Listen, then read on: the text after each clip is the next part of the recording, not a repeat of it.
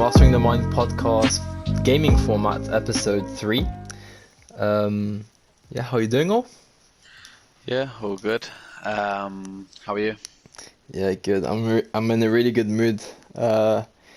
It's Yeah, lovely weather here in Belgium. I don't know about you in the UK if it's lovely, but it's it's just overcast here. I mean, oh, it's so windy, cloudy.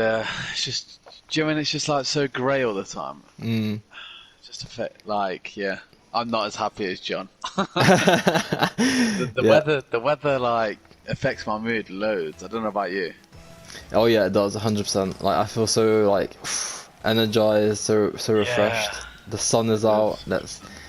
the vibes are just high right now. But yeah, we got our like garden furniture out, so like our little seats and Oh, stuff. Like that's how lovely warm it jubbly. is. That's how warm it is here right now. Jesus. Yeah, Um, you could never do that right now in England. Sure. That's so but, nice though when you get your garden furniture out. oh, That's when you know, like, oh mm, yeah, vibes are high. vibes are high. But yeah, hopefully you guys are enjoying these little extension videos. We're really enjoying making them and obviously playing Rocket League while we talk about these topics. Yeah. So yeah, This week, this Rocket League podcast, we're going to talk about injuries. Following on from that podcast. And yeah, prepared some questions for each other, and we're going to ask them and see what answers we get, and hopefully some of you can resonate or take something away from it. yep. And do you have a special question like usual Yeah, I do. at the end? Okay, curious to see that one. I So hope I'll I go don't make. first again, so Yeah, we good. land on mine. Okay. So during the podcast, we discussed that we both suffered injuries Yeah. throughout our careers, and they have had effects on us. Do you still psychologically think and worry about your injury, like whilst you play or whilst you exercise? And if so, does it like affect your performance, like from performing optimally 100%? So that's a good question there. So this is weird because I tend to worry more about it now that I'm older, because the year I said in the podcast, the year after it happened, like my serious injury, I was wearing like the kneecap thingy, the knee protection support, and I had one of the best seasons I've ever played, and I wasn't really thinking too much about it, and that happened like a year prior, like my injury happened a year prior. So it's really strange. So I think when you get older, I think you tend to worry about previous injuries a bit Yeah. a bit more. Okay. Cause now I feel like I'm a bit worried. Like I'm more conscious about it happening, maybe it potentially happening again, or I might get tackled in this game if I see a player in the other team is a bit like too aggressive, and whereas when I was younger I didn't really think about that. I just got on with the game and didn't really think about the injury. So I don't I know. think when you're older, especially for me, like if I get injured, I can't work, and like, I think, yeah, It definitely has when you more. get older, I Mm, start to worry because when you get injured, it carries more consequence than yeah, just I'm just out for 6 weeks, but you still go to school and you still sort of have the same lifestyle. If yeah, not, it doesn't even matter. Like you, there's no consequence. yeah. Um, That's I really think it's that. Because like yeah, obviously you can't drive, you can't go do your food shop. Like yeah, whereas when we were younger, it was our parents that used to do all of that stuff. And yeah. yeah, that's a really good point. Yeah. Did you But kind of what? feel the But same? Or yeah, another like lead-on question to that is, like, does it stop you from going your max, like 100%? So like putting all your effort in, or do you like mm, sort of hold back from yeah, potentially doing it again? so like if there's a 50-50 challenge, I would try and avoid them, like, because for me it's not worth going through the whole process again. Okay. Because I'm not playing at a level where if I don't go for that 50-50, I'm gonna get like taken off the pitch, or like it's more chill. Whereas at pro level, I don't think you could do that. Like you have to go to you have to go for those 50-50s and for those challenges because it has because it has more important consequences. So I think sometimes I do kind of pull out of 50-50s or trying to avoid getting into like big contact that could lead to a serious injury. What about yourself? For like in terms of like pulling out of challenges, like is it sort of a pride thing for me? I couldn't back out, but like recently, like something happened to me. So I went into a 50-50 and I was late going Mm, into it, and the guy just absolutely cleared me up, and I ended up having to miss 2 weeks of work. So I could totally get where you're coming from. yeah, Um, but yeah, no. I feel like I fully recovered from my injury, and you're um, ready to go. I, ca- yeah, I can perform optimally like 100%. I'm Yeah, not worried about getting injured again. I, th- So I, th- yeah, I think it might depend on like your game style because I feel like my game style isn't really relied on like my physicality. Like maybe a bit, but yeah, I'm more like I know that's true. you play a lot with your physical side because you're a strong lad. So like for Yeah, me, it's not as important. So I see it as not a thing yeah, like something not worth to get into. Whereas you, it's like a really crucial part of your game, so you're not gonna take it away. So that's a good point actually. Yeah, 100%. yeah, okay. Okay. So I have a question for you now. So, what was the most helpful advice or something that someone did whilst you were injured that was like the most helpful or that was so beneficial to you? Like, what would you say was the so, Um, I would say the best bit of advice was probably from like the specialist, and he said like patience is key, and you need to seek out specialist support, and it's good that you've done this.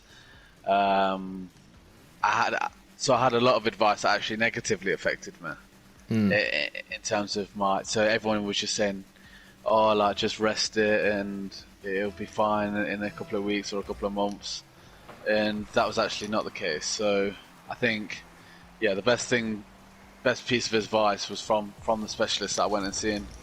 yeah. That you just seek out professional support. What about you? Phew, I haven't really thought of an answer to that question, but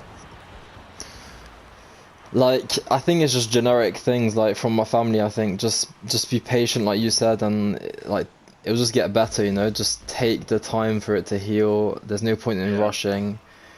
Like you don't see it like that when you're injured. You just want to get it over and done with and recover as fast as yeah. possible. But with some hindsight now, you can't get better without time. You know, so From speaking from an amateur perspective, though, like that's easy, like for us to say, like to be patient and stuff. for sure. But from an elite athlete's perspective, like you see all the time, especially if they're a pivotal player for their team, they often get rushed back from injury, which is obviously a bad thing, and often leads to reoccurring injuries. Hmm. Uh, so that's Yeah, definitely more of a psychological battle for elite athletes. I can't imagine how difficult it must be because let's say the athlete was performing so well and then got injured. All he wants to do is continue that good form as Yeah, to when he was previously like before he was injured. So yeah, yeah, I can't imagine how difficult it must be. But I guess whether you're an amateur or not or a pro, the the reality is time is just key yeah, and but it's not as easy as what we're saying now. Like we yeah. completely understand it's a Like massive difference.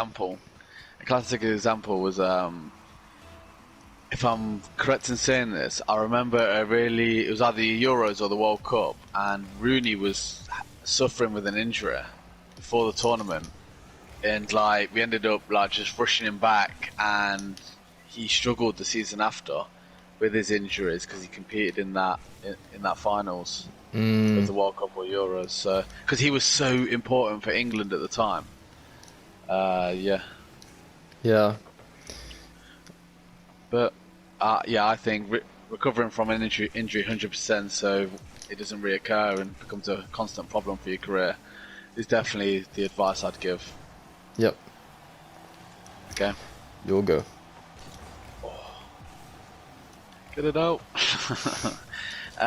So my question is more about like the elite performer. So are there any specific comebacks from injuries you can think of in sport where someone's got injured and successfully performed after coming back? Yeah, so obviously I'm gonna choose someone that plays for the club I support. Not Love the biased at boys. all, but Luke Shaw was a good example I thought of. He had like a horrific injury. I think it was in 2015, European game, and he had like a double leg fracture, which is a massive, like, Yeah. obviously, like, horrible injury, and he was out from football for about like 11 months. That's a long time, like that's nearly a Yeah. full year. So for me, he's a prime example because he's managed to. Because we've seen so many examples where players, like, I think you gave an example in the podcast. I don't remember who it was, about them never really recovering from their injury, like never Yeah. really being at their best. Whereas I feel like Luke Shaw this season, especially, he's been such a key player to Man U. Yeah, he has. We like seeing what he was like when he was back at Southampton. We're seeing Yeah, like chance of that player, if not even better. and So apparently he hasn't lost his pace at all. Like he's one of the fastest guys in the team. yeah, That's what we've heard on social media, anyways. he's surprisingly like strong as well, which Yeah, I found like very strong. surprising. Like he's really in good form at the minute. And yeah, apparently he had also a lot of complications on his leg. Like he had blood clots. So like, I don't know if this is true, but they were saying that he potentially could have lost his leg. Like even Oh, going that far, lost his yeah, leg and obviously his career finishing. yeah. So, and he was told that like 6 months after the injury occurred. So And now like, like he's coming back, and he's going to be like potentially in the Euro squad starting left back. yeah, it's just After for really me. having Yeah, like in previous tournaments, he's had really no shot of being in the England side. yeah, So that, yes, yeah, that's a really good example. that was good. I'm really interested to see how Van Dijk comes back from his injury. Obviously, him being such a pivotal player for Liverpool, and to watch them see how much they're struggling without him after such a serious injury. Yeah, I'm really looking forward to. I mean, I hope he gets back to his best, and because I always love it when the rivalry between Man U and Liverpool is so competitive. Yeah. Normally, it's like one of us is really good and one of us really bad. Mm. Yeah, I hope he does get back to his best and comes back and successfully copes with his injury. Mm. No, yeah, for sure. Yeah, it's interesting. Van Dijk, horrible injury also at the beginning of the season, and it just shows like it can affect the whole team and not just the player itself. Yes, a good example. Yeah, It's my go, right? yeah. Okay. So, what would you say is the biggest thing you've learnt, or like, yeah, biggest thing you've learnt from your injury experience? What's the key takeaway that you took Yeah. away? The key takeaway for me, like I said before, and I'll keep reiterating it because it's so important. I just felt that patience was key. Like not rushing back, and I often take that not just for like recovering from injuries, but in general, like good things take time, and yeah, I've sort of applied that patience to other areas of my life. Yeah, I'd say the same, but I feel like the big thing that helped me develop. That made no sense. What I just said. The key thing I took away from my injury experience was the fact of developing empathy. I feel like going through something yourself can only make you more aware and less likely to judge people when they're experiencing something, you know? So like I feel You can like I can sort of like relate. relate, yeah, relate, and I feel like I can help people Yeah, from my that's experience. why. Yeah, that's So why I feel like you're going to be such a good psychologist in terms of injuries, because I definitely do feel, especially with your dissertation and how you've injured one yourself, you understand athletes' experiences so well. yeah, Um, I wouldn't yeah, say like I'm a pro at injuries and stuff. Like I've never competed at pro level, so the feelings and the emotional feelings, the behavioral responses, etc., might be amplified, which I've never experienced before. But even that, like I just experienced an injury, I can relate. That I think is a, yeah, a big point. You know, just the fact that I've sustained an injury is easier. But yeah, I'd say yeah. those are so empathy and non-judgmental was kind of the key things I took away. We had a conversation the other day, I think, and we were talking about like is both like working on our empathy skills and like relating to people a bit more, especially in conversations and stuff, and trying not to make it just about ourselves. Yeah, it's Yeah, for definitely a sure. good skill. Right, Um, your turn. yeah. So my third question is how important. So for you, when coping with an injury, how important are support networks? So again, this just relates to your answer about empathy and stuff. Mm. But how important is a support work around an athlete when they're recovering from injuries? So important. I think for me, it's one of the you can talk about strategies, so mental imagery, positive self-talk, writing down your emotional feelings. All those strategies are good, but at the end of the day, if you don't have that support network, it's going to be a very difficult recovery for you. Yeah, Family and friends and teammates are so key. So 100%. whoever's listening to this and knows someone that's injured, just be there for them. Like, even just drop them a little message, see how they're doing. It's the Yeah, best thing you could ever like as an injured player. It's the best thing you could get. Like, yeah. support I is think just like key. So injured key. athletes will appreciate that you've said that, and that's something I was going to like follow up from on your answer. That yeah, if anyone knows someone that's injured, definitely reach out to them Yeah. and just see how they're getting on, and anything you could help them with.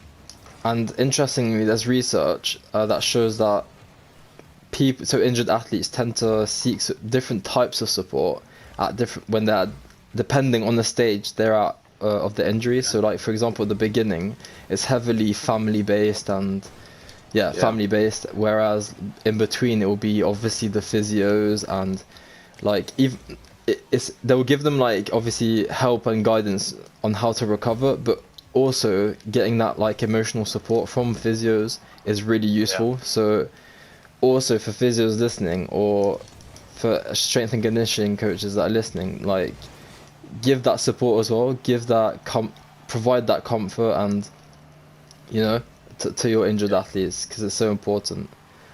I um think another big support network is like teammates. Like I was when I was researching for this podcast, I did go on Van Dijk's Instagram, and I like watch him train, and I feel like a lot of the training is just you on your own. You're not really involved with the first team training and like the tactic drills and stuff. And I feel like when they go back into the changing room, obviously I've never been in that environment, but like normally when I finish something, I normally just speak to the people I've just like been with. yeah, It's hard for Van Dijk to relate in their conversations about what just happened if he wasn't there. yeah, So definitely, like teammates, like try and make your injured teammates involved, and coaches as well, because they can feel isolated, and that can lead to psychological distress. So yeah, just reach out to them and try and get them more involved.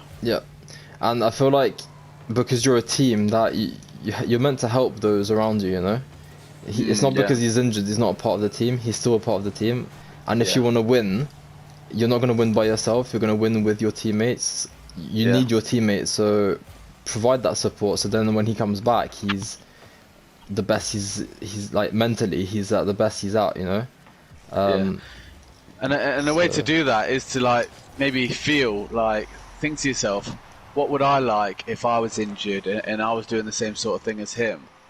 Like, what kind of support or what would I want from my teammates in that situation? And that's what you should act on. Yep, for sure.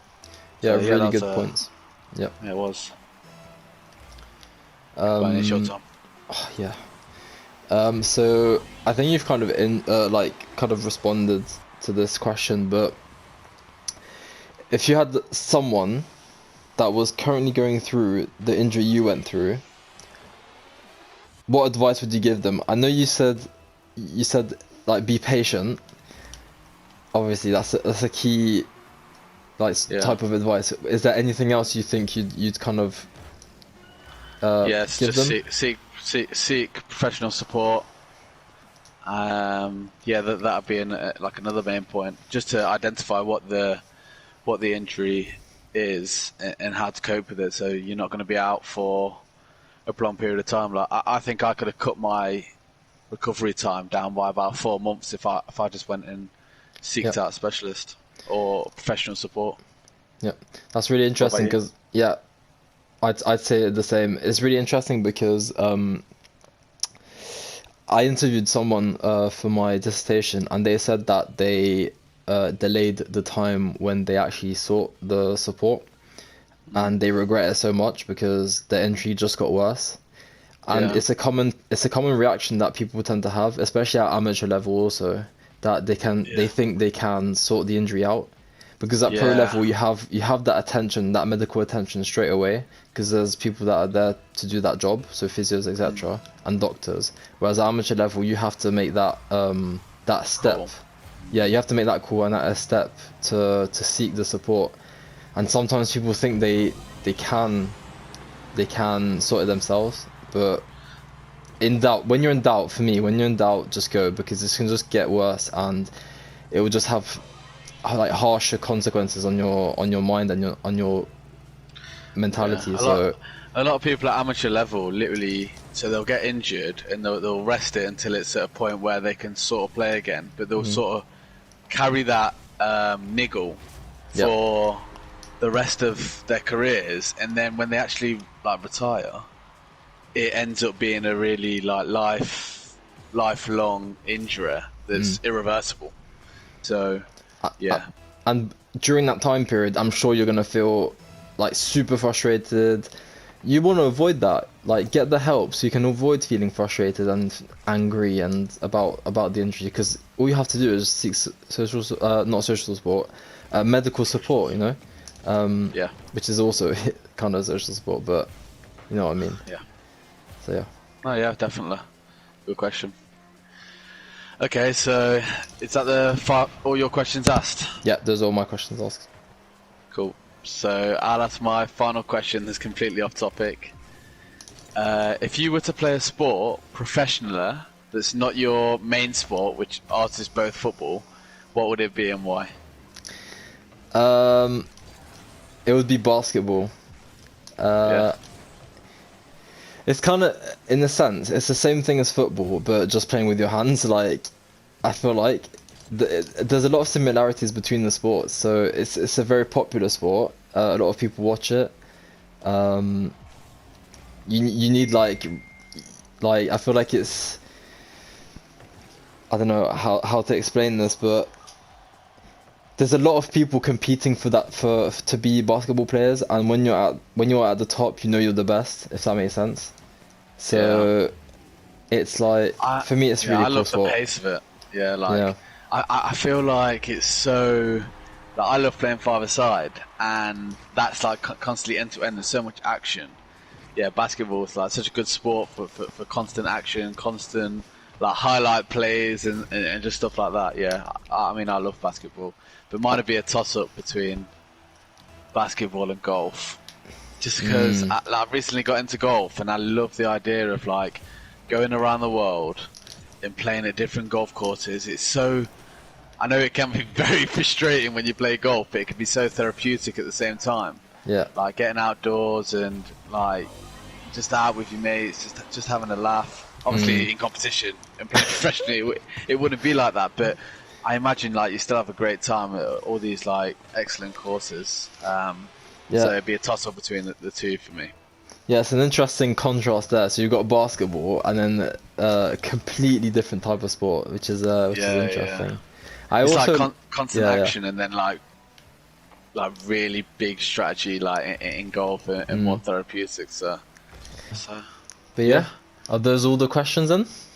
yep.